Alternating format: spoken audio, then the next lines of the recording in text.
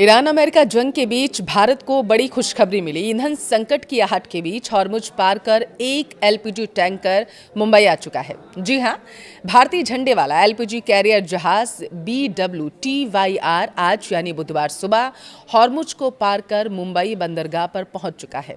यह LPG career जहाज BWTYR उन दो एलपीजी कैरियर जहाजों में से एक है जो शुक्रवार को दुबई रास अल खैमा से रवाना हुए थे। दूसरा कैरियर BWELM है जो रास्ते में है और वह भी न्यू मैंगलोर बंदरगाह पहुंचने ही वाला है, ऐसी जानकारी है। अभी हमारे कितने जहाज हैं जो हॉर्मुज में फंसे हुए हैं, उन्हें निकालने के लिए क्या तैयारी की जा रही है, अभी के हालात हॉर्मुज पर क्या बने हुए हैं, वीडियो को लास्ट तक देखिए, आपको विस्तार से बताएंगे। नमस्कार, आपके साथ मैं पल्लवी रविंद्र सिंह। पिछले एक महीने से चल रहे ईरान इजरायल युद्ध की वजह से भारत में भी ऊर्जा संकट देखा जा रहा है। जंग की वजह से ज्यादातर जहाज स्ट्रेट ऑफ हॉर्मुज में ही फंसे हुए हैं, लेकिन इस बीच राहत भरी खबर सामने आई है। भारतीय जहाज जो है वो भारतीय ध्वज वाले एलपीजी लदे जहाज ने हॉर्मुज का रास्ता सुरक्षित तरीके से पार कर लिया। दरअसल 28 फरवरी को जंग शुरू होने से एक दिन पहले भारतीय ध्वज वाले LPG tanker pine gas UAE के रुवैस पोर्ट से आनी थी और एक हफ्ते के भीतर ही उसके भारत पहुंचने की उम्मीद थी, लेकिन ऐसा हो नहीं पाया। दरअसल हॉर्मुज से कुछ चुनिंदा जहाज़ों को ही गुजरने की परमिशन दी गई थी, जिसकी वजह से एलपीजी वाले जहाज़ को इस रास्ते से सुरक्षित गुजरने में तकरीबन 3 हफ्ते का समय लग गया था। 3 हफ्ते बाद भारतीय जहाज ने हॉर्मुज पार किया। मतलब यह है कि एक हफ्ते में भारत पहुंचने वाला जहाज मिडिल ईस्ट टेंशन की वजह से 3 हफ्ते में आ रहा है।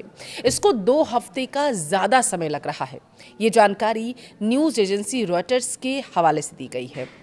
देखिए, pine gas chief officer Sohanlal ने युद्ध के उस भयावह मंजर को भी बयां किया जो एलपीजी वाले भारतीय जहाज पर 27 क्रू मेंबर्स ने 3 हफ्ते तक खौफ के साए में जिया है। हॉर्मुज में फंसे होने के दौरान वे हर दिन अपने ऊपर उड़ती हुई मिसाइलें और ड्रोन देख रहे थे। रॉयटर्स की एक वीडियो में तो जहाज के ऊपर रात में तकरीबन 5 मिसाइलें उड़ती हुई साफ देखी गई।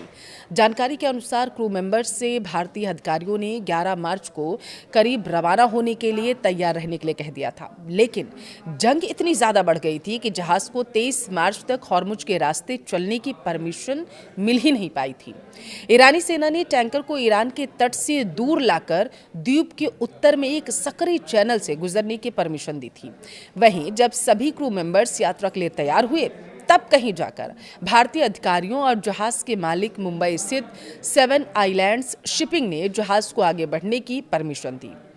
जानकारी के अनुसार भारतीय सेना ने जहाज के गुजरने के लिए हॉर्मुज के बजाय लारक मार्ग सुझाया, क्योंकि हॉर्मुज से होकर गुजरने वाला रास्ता बारूदी सुरंगों से भरा हुआ था। भारतीय नौसेना ने जहाज को पूरी सुरक्षा दी है। भारतीय जहाज जब इस रास्ते से होकर गुजर रहे थे तो उस दौरान भारतीय नौसेना ने ओमान की खाड़ी से अरब सागर तक तकरीबन 20 घंटे की यात्रा के दौरान उसको गाइड किया है और सिक्योरिटी भी प्रोवाइड कराई गई। हालांकि इस दौरान यात्रा के लिए कोई शुल्क नहीं चुकाया गया। भारतीय नौसेना ने भी इस बात की पुष्टि की है कि हॉर्मुज पार करते बाद उन्होंने भारतीय ध्वज वाले जहाज़ों को सुरक्षा दी थी। विदेश मंत्रालय ने बताया है कि भारतीय नौसेना सालों से ओमान की खाड़ी और अरब सागर में भारतीय और अन्य जहाज़ों के लिए समुद्री मार्गों की सुरक्षा सुनिश्चित करने के लिए वहां पर मौजूद है। पेट्रोलियम मंत्रालय अब तक यह कहता रहा है कि ईरान से तेल खरीद दोबारा शुरू करने का फैसला तकनीकी और व्यावसायिक व्यवहार्यता के आधार पर किया जाएगा। भारत ऐतिहासिक तौर पर ईरानी तेल का बड़ा खरीदार माना जाता है। एक समय भारत के कुल आयात में ईरान की हिस्सेदारी तकरीबन 11.5% रही थी। अमेरिका ने हाल ही में ईरानी तेल की समुद्र में मौजूद खेप की खरीद पर लगे प्रतिबंधों में 30 दिन की छूट दी थी, जो 19 अप्रैल को समाप्त हो जाएगी। यह कदम अमेरिका, इजरायल और ईरान के बीच जारी युद्ध के कारण बढ़ी कच्ची तेल की कीमतों को कंट्रोल करने के प्रयास के तहत उठाया गया। अनुमान यह है दरअसल कि समुद्र में मौजूद ईरानी तेल की कुल मात्रा तकरीबन 9.5 करोड़ बैरल है, जिसमें से लगभग 5.1 करोड़ बैरल भारत को बेचा जा सकता है, जबकि बाकी तेल चीन और दक्षिण पूर्व एशिया के खरीदारों के लिए ज्यादा उपयुक्त माना जा रहा है। मध्य पूर्व एशिया में जारी युद्ध की वजह से हॉर्मुज स्ट्रेट के पश्चिम में 18 भारतीय ध्वज वाले कार्गो जहाज पिछले लगभग 33 दिनों से, यानी जब से युद्ध चल रहा है तब से फंसे हैं। जिन पर तकरीबन 485 भारतीय नाविक सवार हैं। ये सभी कार्गो जहाज 28 फरवरी को युद्ध शुरू होने के बाद से ही स्ट्रेट ऑफ हॉर्मुज के पश्चिमी हिस्से में रुके हुए हैं। इनमें 3 बड़े एलपीजी टैंकर भी शामिल हैं, जिन पर लगभग 1.40 लाख मैट्रिक टन से ज्यादा एलपीजी स्टॉक लोड किया गया है। वहीं 18 भारतीय ध्वज वाले कार्गो जहाजों के अलावा भारत के लिए एलपीजी, क्रूड ऑयल और एलएनजी स्टॉक लेकर निकले विदेशी ध्वज वाले 10 कार्गो जहाज भी फंसे हुए हैं। देखिए, विदेशी ध्वज वाले 10 कार्गो जहाज में से 3 कार्गो जहाज पर एलपीजी लोड किया गया है, 4 कार्गो जहाज पर कच्चा तेल है, उनका स्टॉक है, जबकि 3 पर एलएनजी लोड किया गया है। इन सभी टैंकर्स को स्ट्रेट ऑफ हॉर्मुज से निकलने की राजनयिक कोशिशें लगातार जारी हैं। शिपिंग मंत्रालय के मुताबिक सरकार की प्राथमिकता भारतीय ध्वज वाले कार्गो जहाज़ों को वहां से पहले निकालने की है। पिछले एक हफ्ते में 4 भारतीय ध्वज वाले LPG tanker straight of Hormuz से निकाले जा चुके हैं। इनमें BWTYR है। एलपीजी टैंकर के मंगलवार रात मुंबई पोर्ट पहुंचने की खबर है, जबकि BWELM एलपीजी टैंकर जो है वो कल यानी कि गुरुवार को न्यू मैंगलोर पोर्ट पहुंच जाएगा। युद्ध शुरू होने के बाद से अब तक भारतीय ध्वज वाले कुल 6 एलपीजी टैंकर्स को वहां से निकाला जा चुका है।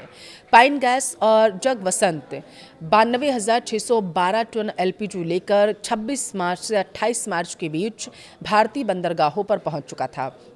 इससे पहले एमटी शिवालिक और एमटी नंदा देवी लगभग 92,712 टन एलपीजी लेकर 16 मार्च को गुजरात के मुंद्रा बंदरगाह और 17 मार्च को कांडला बंदरगाह पहुंचे थे। अब तक भारतीय ध्वज वाले 6 जहाज स्ट्रेट ऑफ हॉर्मुज से होते भारतीय पोर्टों पर पहुंच चुके हैं। बताया जा रहा है डीजी शिपिंग नियंत्रण कक्ष 24/7 चालू है और पिछले 24 घंटों में भारतीय नाविकों और उनके परिवारजनों की तरफ से 144 कॉल और लगभग 290 ईमेल रिसीव किए जा चुके हैं। अब तक 959 से ज़्यादा भारतीय नाविकों को सुरक्षित वापस स्वदेश भी लाया गया, जिनमें से 9 नाविक पिछले 24 घंटे में भारत वापस आए हैं।